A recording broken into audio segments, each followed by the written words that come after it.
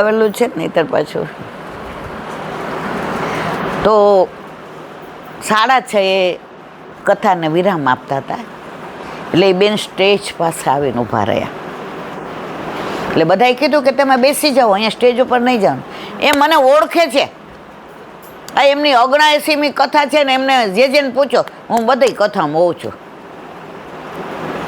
એટલે જે કીધું ઊભા રહો, શાંતિ રાખો, આ લોકોને જે એનાઉન્સ કરવાનો છે.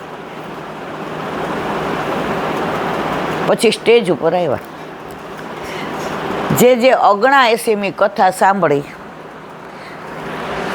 મારા માથે હાથ મૂકો કે મને યાદ રહી. મને કાંઈ યાદ રહેતું 79 કથા સાંભળી, પણ એક બી પ્રસંગ આપનો કહેલો મને યાદ રહેતો નથી. જે હાથમાં મોબાઈલ હતો. ઉભા રહો, 1 મિનિટ હો બેન. હલો, કોણ? રાવજીભાઈ? જે વાત કરી, અત્યારે અહીંયા આવો છો? દુબઈથી ઉતરા એમ? એટલે ક્યાં? એટલે ઓલા બેનને ક્યાં રાવજીભાઈ નો ઓળખો? અરે મારો રોયો 25 વર્ષ પહેલા મારા 25,000 લઈ ગયો છે. 25 વર્ષ પહેલા રાવજીભાઈ દુબઈ વાળા 25,000 લઈ ગયા, યાદ છે. પણ 79 કથા સાંભળી, એમાંનો એક પ્રસંગ યાદ. આપણું ચિત્ત શેમાં મારા વાલા? જ્યાં સુધી ચિત્ત સત્સંગમાં ના લાગે ત્યાં સુધી આપણે કોરા. અને જો લાગી ગયું પછી સંસાર તરફ જોવાનું મન ન થાય. પણ કાંઈ વાંધો નહીં, કાળમીંડ પથ્થર હોય ને. નાના હતા ને, ભણવા બેસવાનું કે ઓલા રમવા જવું ગમે. હા, મારી ઉંમરના બધાય ખબર, આપણે તડકો છાંયો રમતા, નદી પર્વત રમતા, ઓલા કુંડાળા કરતા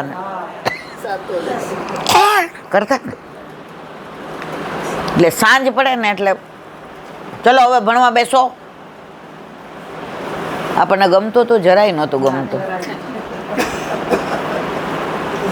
અને પણ છતાંય અમારા ડેલા આખામાં હું ફર્સ્ટ, એટલે સ્કૂલમાં હું કાયમ ફર્સ્ટ આવતી, કોલેજમાં. તો બધાય મારા મમ્મી પપ્પાને કહે, એ કે આ ક્યારે વાંચે છે ને શું કરે છે? ત્યારે મારા કાકા કહે, એને પૂછો ને ભાઈ, અમે પેલાના જમાનામાં 6, 8 હતા ને, કોઈ ધ્યાને નહોતું દોતું શું ભણો છો. સાચું કે ખોટું મારા વાલા? ગમે ત્યાં રમતા હોઈએ ને ગમે ત્યાં ખાઈ લઈએ ને ગમે ત્યાં રમાય વયા જઈએ, અને તોય આપણા સંસ્કારમાં ક્યાંય. અને અત્યારે એકના એક હોય તો એ ડિપ્રેશન આવી જાય ને, પંખે લટકી જાય ને, ઘરમાંથી વયા. એનું કારણ શું છે? એ વચ્ચે નહીં બોલતા. એનું કારણ એ જ એકના એક છે. એના કરતાં વિશેષ પેલા સમૂહમાં રહેતા હતા ને તો સહન કરતા આવડતું હતું. સાચું કે ખોટું મારા વાલા? દેરાણા જેઠાણા ભેગા રહેતા હોય ને, સાસુય હોય સસરાય હોય. કોક વાર દેરાણી કહી દે ને જેઠાણી કહી દે ને સાસુ એમ કે માથે ન રહેતો હોય તો ખીલા ઠોકો. થાતું ને બરાબર ને? તો આપણે બીજે દિવસે ધ્યાન રાખતા હતા કે મારા માથેથી ઉતરી ન જાય. અને ધીમેકથી સાસુ કે તમારા મા બાપની આબરૂ હાંચવી હોય તો માથે ઓઢો. મા બાપનું કે ને એ તો આમ એવું લાગી જાય કે પછી ક્યારેય માથેથી ન ઉતરે. તો સાથે રહેતા હતા તો સંસ્કાર મળતા હતા. અત્યારે કોઈને સાથે નથી રહેવું, વિભક્ત કુટુંબ. પેલા એવું હતું, અમે બેન અમારા બે, હવે અમે બેન અમારે એક જ. 20 વર્ષ પછી એવું થશે, મામા કાકા ફોઈ કશું જ નહીં હોય.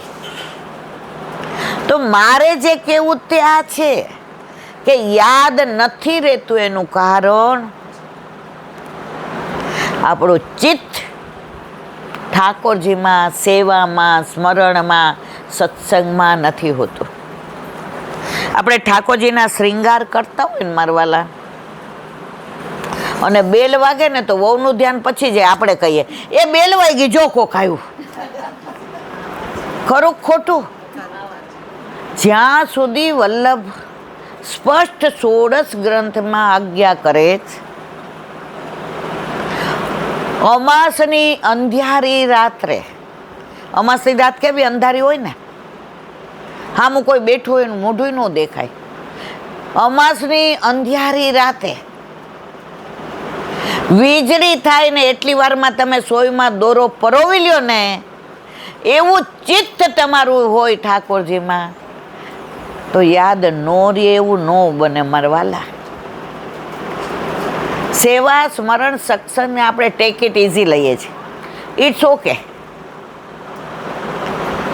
મારા દીકરાને તો 9 વાગે નાસ્તો જોશે જ, પણ મારા ઠાકોરજીને રોજ 8 વાગે જગાડું છું, એને 8:30 થઈ જાય તો વાંધો નહીં. કેમ? ખરું ખોટું મારવાલા? કેમ? એ બોલતો નથી. એ બોલશે ને તો તમને મને ખબર પડશે.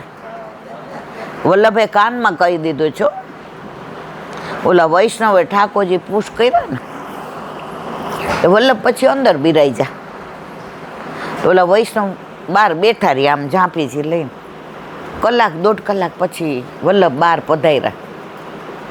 અરે વૈષ્ણવ, તમે ગયા નથી, કાં બેઠા છો હજી મારવાલા?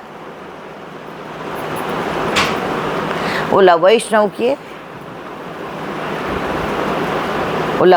કે જે રાજ, આ ત્રિલોકનો નાથ મારા માથે પધરાવી દીધો, કેમ સેવા કરવી, કેમ જગાડવું, કેમ પોઢાડવા, કેમ ધરાવવું, કેમ સરાવવું, કેમ નેવડો, કેમ જારીજી, કેમ ખીલોના ગોઠવવા, કેમ કાની આપી, કેમ ચોકી રાખવી, આ બધું મને કાંઈ આવડતું તો કાંઈક શીખવાડો ને, પછી મને દોષ પડશે તો. ત્યારે વલ્લભે જવાબ તમે ને હું સાંભળીએ ને એવો સરસ આપ્યો. સાંભળો વૈષ્ણવ, તમારે જરાય ચિંતા કરવાની જરૂર નથી. પુષ્ટ કરીને મેં ઠાકોરજીના કાનમાં કહી દીધું, મારા નાથ, જેના ઘરે પધરાવું છું એના દોષ સામું જોશો નહીં. એ જેમ રાખે તેમ રહેજો. એ જગાવે ત્યારે જાગવાનું, એ પોઢાડે ત્યારે પોઢવાનું, એ આટલું અરોગ આવે તોય અરોગી લેવાનું, ને આટલું અરોગ આવે, મહેમાન આવે ને તો આપણે 6 લાડવા ધરાવીએ, અને એકલા હોઈએ ને તો 2 જ. કોઈ દી ઠાકોરજી ફરિયાદ કરે છે કે મને આવા ગલકાના શાક શું ધરસ નથી ભાવતા, જા મસ્ત રીંગણ બટેકાનું ભરેલું કર, કે જ કોઈ દિવસ? વલ્લભે કહ્યું, જેમ રાખે તેમ રહેજો. તો આપણા દીકરાને 9 વાગે ને એટલે આપણે વહુ કરતા આપણે ઉતાવળા થાય. ચા થઈ ગઈ છે, આકાશની ચા થઈ ગઈ છે, હમણાં નીચે આવી જશે હો. ઠાકોરજી કે આપણે 8 વાગ્યાના રાહ જોઈએ છીએ કે આપણો મેળ હજી પડ્યો. સાચું ખોટું મારવાલા? પણ જ્યારે એ આકાશમાંથી ચિત્ત નીકળી અને જેણે આકાશ બનાવ્યું છે એ પ્રભુમાં લાગી જશે ને, ત્યારે તમારે ને મારે કેવું નહીં પડે કે યાદ નથી રહેતું.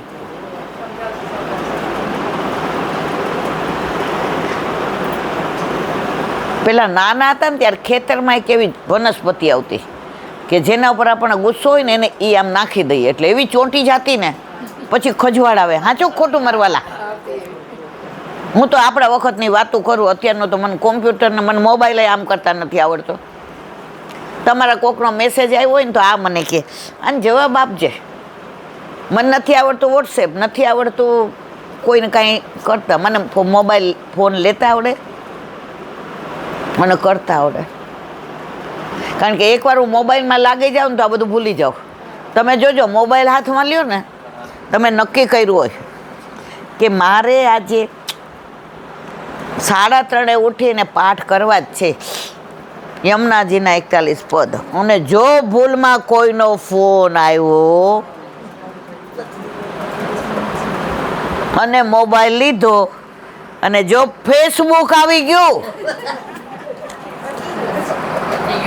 પછી 5:30 વાગી જાય ને, વો એમ કે બા ચા મૂકું. ઓલા 2 કલાક જે પાઠ કરવાતા ને, યમુનાજીના 41 પદ કરવાતા. પિય સંગ રંગ ભરી કરી કલોલે, શ્યામ સુખ ધામ જહા, શ્યામ સંગ શ્યામ હો ચલે, ચિત્ત में निसदन श्री यमुने जो રાખો, શ્રી યમુને નિધિ દેન હારી. એક પદની અંદર જે યમુનાજીની લીલાનું અનુસંધાન છે. 41 પદની ભાવના આમાં કેટલા ના આવડે છે કોઈને? હા ના તો કયો ને મારવાલા.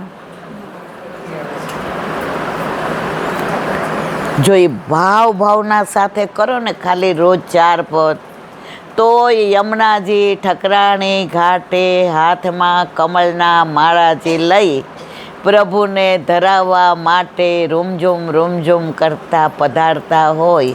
16 શણગાર સજ્યા હોય, બાજુબંધ ને બેરખા ને પહોંચી ને અણવટ ને વીછ્યા ને લર ને તોરા ને ચણિયા ને ચોંદડી ને ઝાંઝર ને કંદોરો ને કંઠેસર ને નકવેસર ને મારવાલા. એ સ્વરૂપનું ધ્યાન કરીને તમે 4 પદ કરજો, પછી મને કોક દી ફોન કરજો. આપણે યમનાષ્ટક કરીએ છીએ, કેટલાને યમનાષ્ટકનો ભાવ ખબર છે? સાચું કહેજો.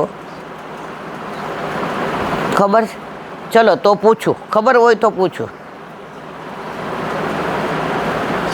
યમનાષ્ટકમાં ગંગાજી આવે છે ને કે નથી આવતા? ક્યાં આવે છે?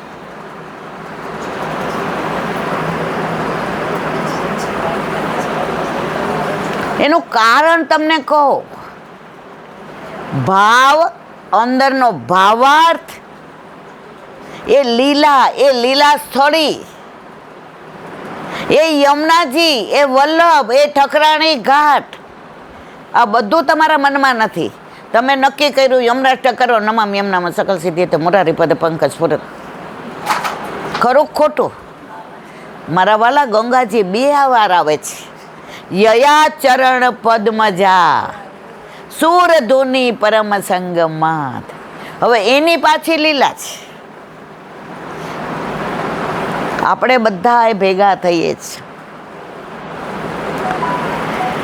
કસાય અંદર જ્યાં સુધી ભાવ નથી સમજતા ને ત્યાં સુધી ભાવ નથી આવતો. તમે બજારમાં કાંઈ લેવા જાઓ ને તો તમે ભાવ પહેલા પૂછશો. પૂછો કે નહીં? આ ડ્રેસ લેવા ગયા હોય તો સીધું એમ કહી ઉતારી દો. હે પેલા શું ભાવ? પૈસા નથી પૂછતા હો, કેટલા પૈસા એમ નહીં. શું ભાવ છે? ઘી લેવા જઈએ, શું ઘીનો ભાવ છે? શાક લેવા જઈએ, બટેકાનો શું ભાવ? દરેક જગ્યાએ શેની વાત કરો છો? એક ઠાકોરજીમાં જ ભાવ વિનાની વાતો કરો છો. કરીએ છીએ ને. તમે જ્યારે ભેગા થાવ, મંડળ ચલાવો, બરાબર છે, બહુ સરસ. આજે આ મંડળ છે તો તમને બધાને આટલો આનંદ આવે છે. પણ નિયમ રાખો કે અડધો કલાક તો સત્સંગ કરીશું ને કરીશું જ. અમે રોજ રાત્રે 25 થી 30 જણા ભેગા થઈએ છીએ. આ છોકરી એમાં જ છે. રોજ સુબોધિનીજીનું પાન કરીએ છીએ અને જે પછી વિવરણ કરીએ છીએ. માહે પૈડા મહાસુખ માણે દેખન હારા દાદા. ભાવ કેમ નથી આવતો? અંદર ભાવ નથી. તમે જોજો ઠાકોરજીની સેવા કરીને ઊભા થાય ને એટલે 99.99% ઊભા થાય ને, હા સાચું કે ખોટું? એનું કારણ શું છે? અને આપણા વર ભેગા લોંગ ડ્રાઈવમાં પહેલો વરસાદ આવ્યો હોય ને આંટો મારવા ગયા હોઈએ અને ગરમ ગરમ ભજીયા ખાતા હોઈએ તો ઘરે આવીને કહીએ છીએ હાસ. આપણી બેનપણીનો અમેરિકાથી ફોન, આટલી ઉંમરે તાર જીજાજી બોલ મને લોંગ ડ્રાઈવમાં લઈ. અલે ભાઈ, આ 70 વર્ષે કેમ? ભાવ. જ્યાં સુધી ભાવ નથી ને ત્યાં સુધી ઠાકોરજીને આનંદ નહીં આવે અને મને તમણાની નહીં આવે. એક મિનિટ. પ્રભુ ભાવના ભૂખ્યા, આપણે બધાય બોલીએ ને, આમાં કોણ નથી બોલતું? ઠાકોરજી તો ભાવના ભૂખ્યા છે, એટલે એને મિશ્રિત દૂધ ધરાવ કરવાનું, એમ આગળ વધવાનું જ નહીં. એ તો ભાવના ભૂખ્યા છે. પછી ઠાકોરજી કે લીલામાં આવ ત્યારે તો હું એમ કહીશ, મારો વૈષ્ણવ તો ભાવનો ભૂખ્યો છે. મારા વાલા, જ્યારે આપણે લીલામાં જાશું ને ત્યારે આપણા ઘરે આપણા માથે બિરાજતા આપણા ઠાકોરજી આપણો હાથ પકડીને લઈ જશે. જો મંદિરનો ઠાકોરજી બધાયનો છે, અને ટાઈમ મળે તો મંદિર જવું જ જોઈએ. કઈ પીછવાય છે, કયા કીર્તન છે, કઈ સામગ્રી ધરવાની. પણ તમારા ઘરે ને મારા ઘરે બિરાજતા મારા ઠાકોરજી તમને ચરણ સ્પર્શ કરવા દે, ઓલા કરવા દે? આપણા ઠાકોરજીને પલને ઝુલાવીએ. એમાં ખાલી એક વૈષ્ણવ છે નિષ્કંચન. હવે હિંડોળાના દિવસો હતા